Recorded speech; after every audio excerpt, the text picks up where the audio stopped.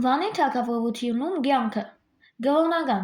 Վանի թագավորությունում ընդունվում էր բազմաստվածությունը։ Աստվածները հաճախ պատկերվում էին մարդու տեսքով, ավելի հազվադեպ կենդանու կամ խավը տեսքով։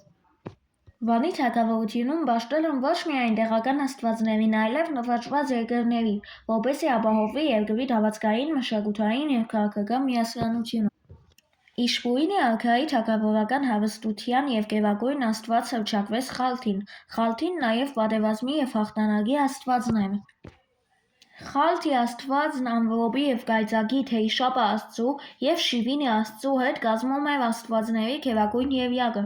Բացի այդ եղյակից պաշտվում էին լուսնի, ցամաքի, ջրերի և այլ աստվածներ։ Սոցիալական կարգը Վանի թագավորության հասարակությունը բաժանված էր անհավասար սոցիալական խմբերի։ Կենտրոնում արքան էր, նա համարվում էր Խալթի աստծո տեղապահը։ Քրմական, վարչական, դատական իշխանությամբ Վանի արքաներն ունեցել են կանանոց։ Երկրի կառավարման գործում մեծ էր խորհրդականների դերը։ Մարդկանց մեծամասնությունն աշխատում էր որպես հողագործ, արհեստավոր կամ վաճառական, կարևոր էին դառնում զինվորականները։ Տնտեսություն Սկզբում պետության մեջ մեծ էր անասնապահության դերը, բայց աստիճանաբար հիմնական տնտեսական զբաղմունքը դարձավ երկրագործությունը։ Ամենամեծ ձեռքբերումը մենուարի կառուցած ջրանցքն էր։ Երկաթի օգտագործումը հանգեցրեց գութոնների կիրառմանը։ Պետության ամենամեծ խնդիրներից էր Դավրոսի ոսկու, երկաթի և արծաթի հանքավայրերի տիրապետումը, ինչպես նաև առևտրային ուղիների վերահսկումը։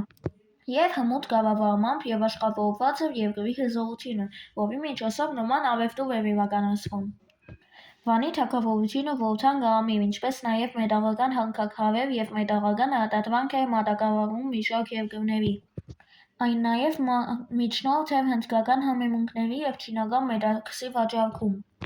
Արվեստ և գիտություն Ամրոցների, տաճարների կառուցվածքը վկայում էր թագավորության շինարարների ու ռազմական մասնագետների մեծ վարպետության։